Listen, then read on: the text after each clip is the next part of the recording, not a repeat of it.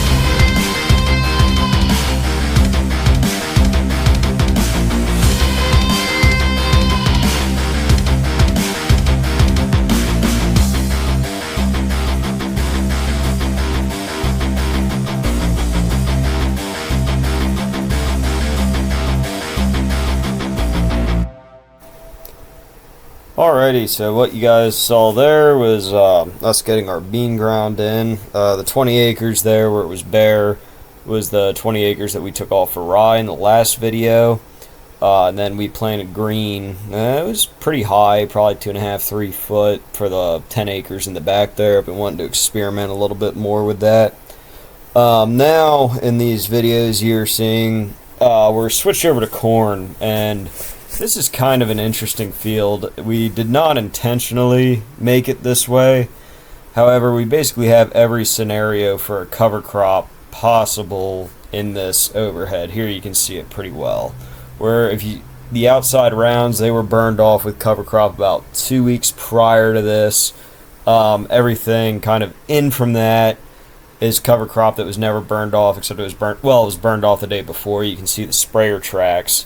Then through the center there and to the right that you're looking at now, that was taken off for forage. To the left where the tractor is now, that had nothing in it, no cover crop at all. Basically ran out of seed, ran out of time. So I don't know if we're going to see any actual noticeable difference. We don't have yield mapping in our combine. We do have a brown box, which is kind of instant yield, you would call it. Maybe some of you guys are familiar with it. Early 2000s type technology. But it'll just kind of be neat to see if there is any noticeable difference between, green cover crop that was harvested, no cover crop, and then cover crop that was burned off 2 weeks prior.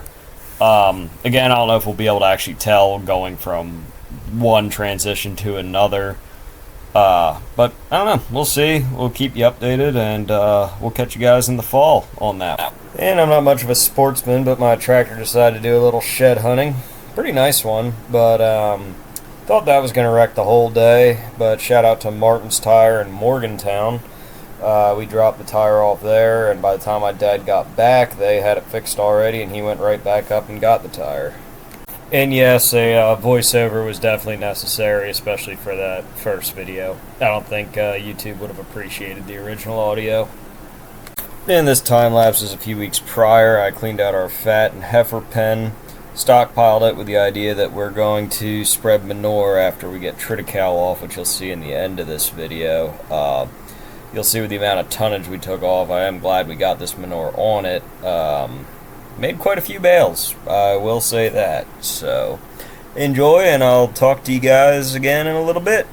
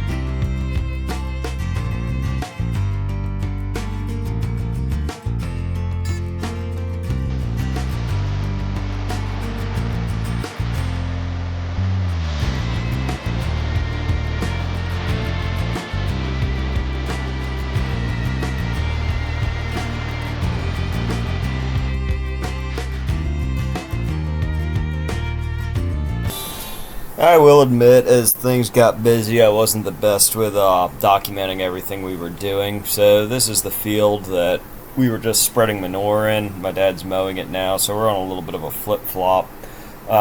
This stuff did amazing. It is the Gunner Trit variety from Regen Ag, and boy, it made bales. I'll do the math at the end of the video from the monitor, and you'll see. But there's a very distinct whine that baler makes when you start putting a load on it, which is fine, but we were walking that line the entire time we baled this field. So the lower pitch that whine gets, the closer you are to hearing a bang followed by a tick tick tick tick tick tick tick tick, and that is your slip clutch saying, hey, you just overloaded me and I gave out before you screw your whole baler up. So then I say to myself, well, shucks, I guess I plugged my baler. Gotta go unplug it. And there might be a few people that know me that might contest that that's what I use, the words I choose to use, but that's my story, and that's the one I'm sticking to. I don't fly when I'm baling. Usually I'm running 4.5, 5 miles an hour. And this stuff, I was running 1.8, and I think I topped out at 2.5, kind of where you're seeing now when we got towards the end and things dried out quite a bit. But yeah, we kept that baler fed, and we kept plugging away, and I think we were out wrapping until about 11 o'clock that night. Saturday, May 16th, and wow, this one made stuff. Must need a Jaguar chopper, not a Klaus baler.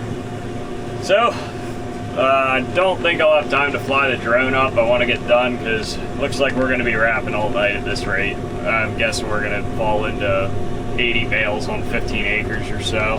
But I'll let you know. Okay, just finished. That is the last bale in the chamber. I'm going to run it over to the wrapper close and kick it out. So we had 239 as the total feedable bales for spring forage. We started with 143, so equals, wait, oops, screwed that up. Hold on. 239 minus 143. 96 bales off of 15 acres. 6.5 bales to the acre, and that's really with not much fertilizer at all, besides the potash I sprinkled on earlier, which wouldn't really affect it. This was a bean field, so I'm sure it scavenged some residual nitrogen, but that is some high tonnage stuff, that Gunner Trit, I will say that.